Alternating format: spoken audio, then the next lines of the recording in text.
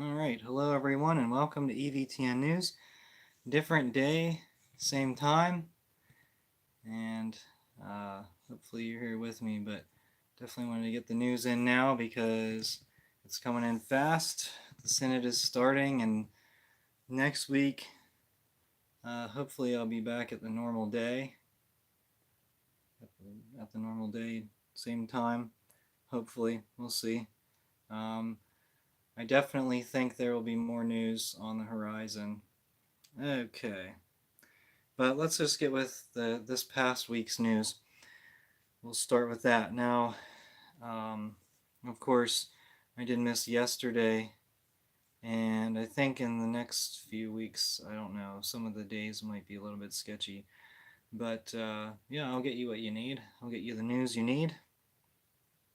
So let's start with this first story here is Cardinal McElroy bans homeschooling groups from churches. So some homeschooling co-op groups in the San Diego diocese were reportedly notified of the policy only days before beginning weekly classes, with one group forced to find an immediate alternative location to accommodate weekly classes offered for at least 40 children. So that's particularly heartless. A memo sent to the parish and school administrators last week, well, I guess it would be 2 weeks ago, explained that the use of parish facilities by charter schools, homeschool programs, or private school programs is prohibited, both because such usage can undermine the stability of nearby Catholic schools and lead people to think that the Church is approving and advancing particular alternative schools and programs. This policy, dated September 1st but reportedly distributed September 18th, explained that the purpose of the parish facilities is to celebrate the good news of Jesus Christ and to serve the needs of the Catholic community. This includes the teaching mission of the Church. Parish-run schools and religious education programs are the primary means by which the Church accomplishes its teaching mission for children and young people, the text added. Sources in the San Diego diocese told the Pillar that the memo comes amid tension in the area, especially as the number of homeschoolers in the area is on the rise. So basically, to summarize this, McElroy banned homeschoolers, just kind of, I don't want to say it was an arbitrary decision, but it was a very, very quick decision, I guess you would say. And can you really blame the parents? I mean, so, okay, think about if you have kids and you live in the San Diego diocese, do you really want to send them to a Catholic school when McElroy is the bishop? Because what happens whenever whenever LMNOP stuff comes up? McElroy is a strong supporter of LMNOP activity, so why would you want to send your kids to a place where you know they're not going to hear the truth?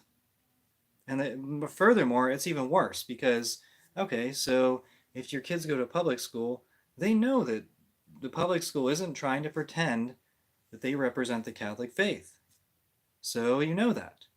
And of course, you're going to be exposed to a lot of terrible things, but you know that's not the Catholic faith. But if you go to, say, a Jesuit school, or I haven't looked at the San Diego diocese, but I would assume if in a school in the San Diego diocese, you can't expect that you're going to hear the truth of the Catholic faith in a Catholic school. In particular here, catechism, sacrament prep. Okay, so what are they going to teach about the Eucharist? Because the modernist bishops, the Francis Church, they teach that the Eucharist isn't a prize for the perfect. What does that even mean? That just means they're intentionally trying to undermine the real presence in the Eucharist. Also, a way to undermine is, you hear some people say, and I heard this come up in discussions of the Eucharistic revival, well, you can't have the Eucharist, like the Eucharist isn't important unless you're committed to social justice, which is false.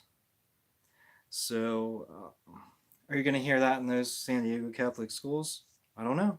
But parents are speaking with their feet, and they're leaving and choosing instead to educate their children in alternative ways because clearly the diocese is not getting it done. There are some SSPX chapels there, and that would be a good option to get them catechism. Okay, so the Irish bishops have published a 28-page recommendation for Sunday liturgies during the Season of Creation 2024. You'll find this funny. It will be celebrated this fall. The new name for Thanksgiving is Season of Creation Liturgy. Ideas for preparing liturgies include the using technology for audio-visual resources and displaying the fruits of the harvest in front of the altar. Okay, so they're putting on like displays and yeah, in a church and whatever.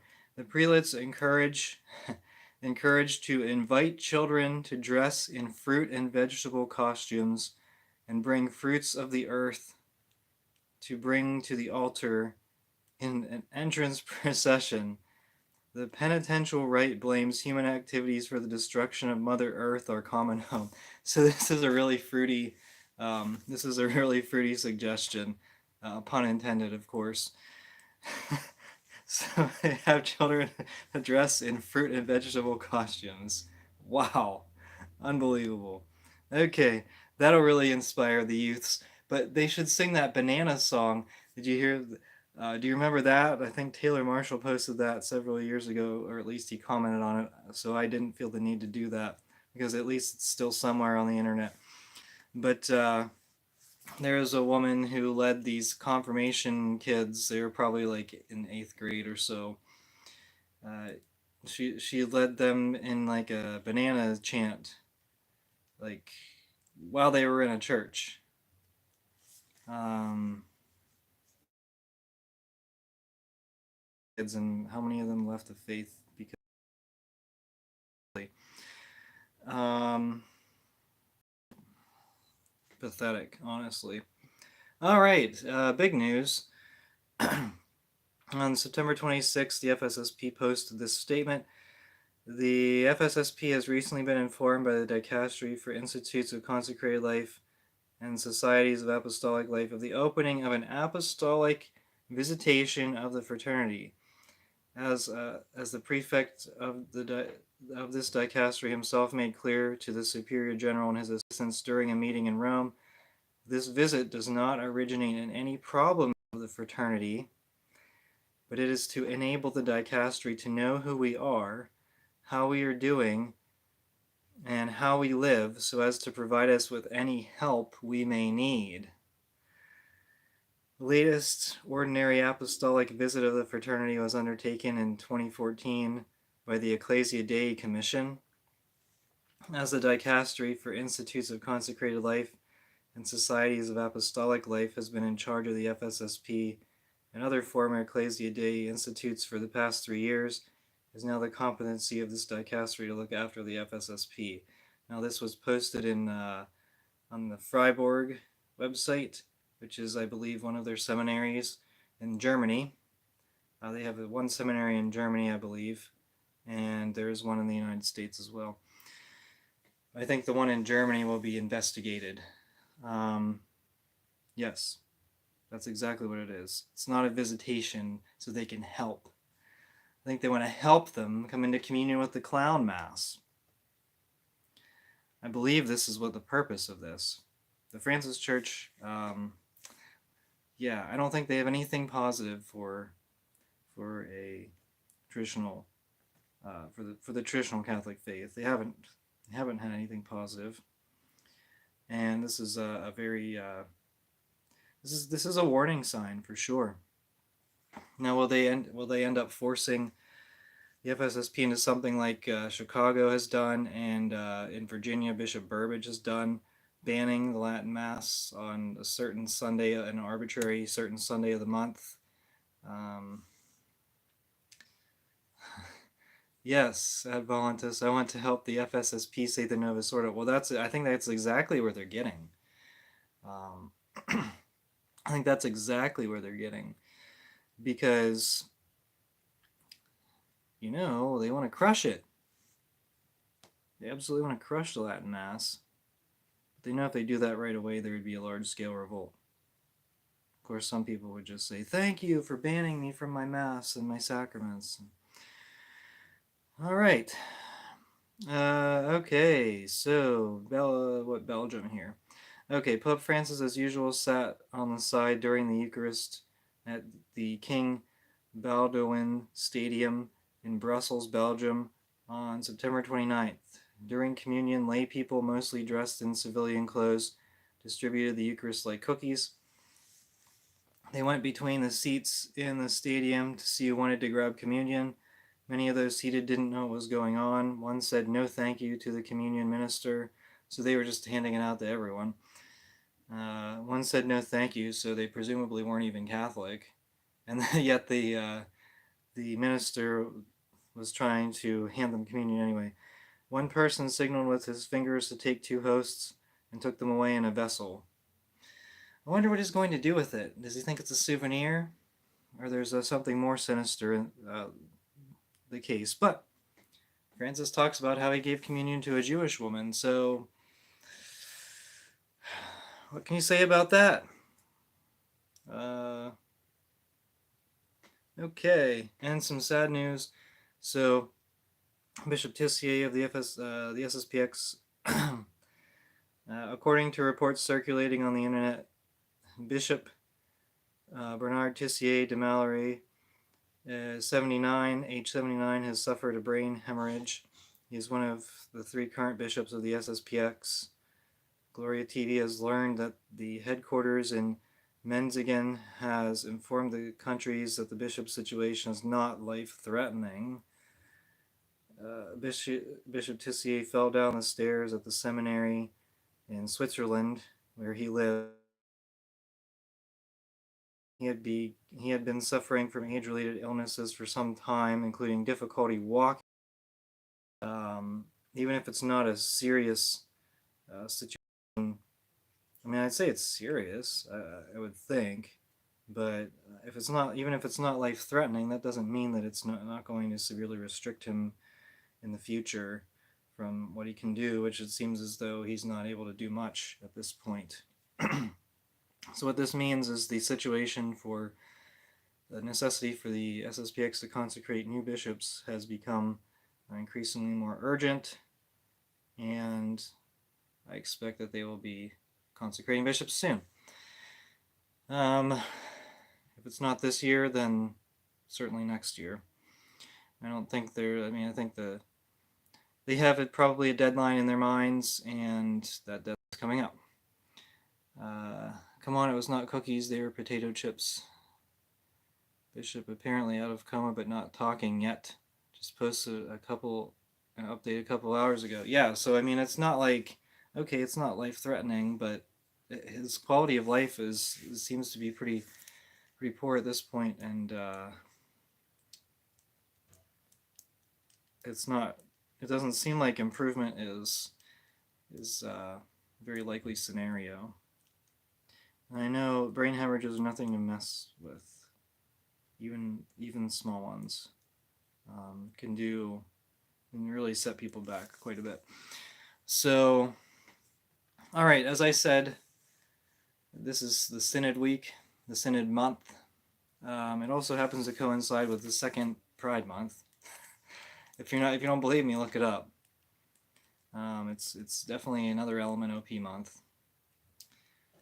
But what is this? The month of the Rosary?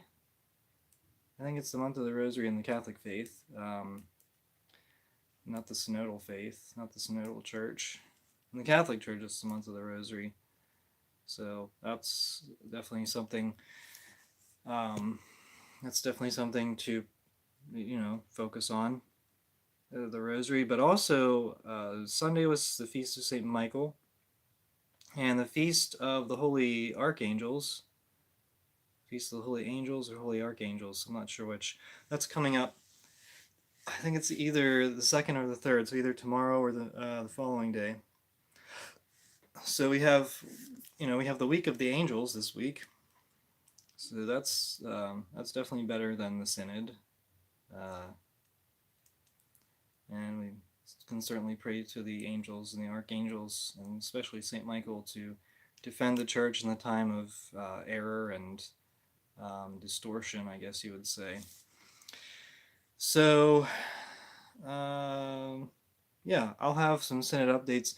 I already saw some things come through, and I'm waiting for articles to be posted on them.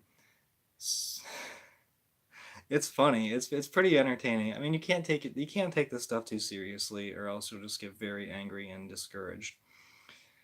You just got to focus on finding good parish, and at the local level, I hate to say like grassroots, but that's really what it is. Is just find yourself a good parish, because clearly the higher ups are not concerned with accurately portraying the Catholic faith and accurately evangelizing. Oh, well, evangelism, not proselytism. That's what Pope Francis says, right? Don't proselytize. Don't tell people about the faith. I don't know, but October 2nd is Guardian Angels, so that would be tomorrow. It's the Feast of the Guardian Angels, the week of the angels. Pray for the angels to defend the church against error and schism and synodality. Okay, I think my video next week, I think there will be quite a bit to report. So stay tuned. And until next time, thank you so much for watching. We are the laity, and we will not be silent.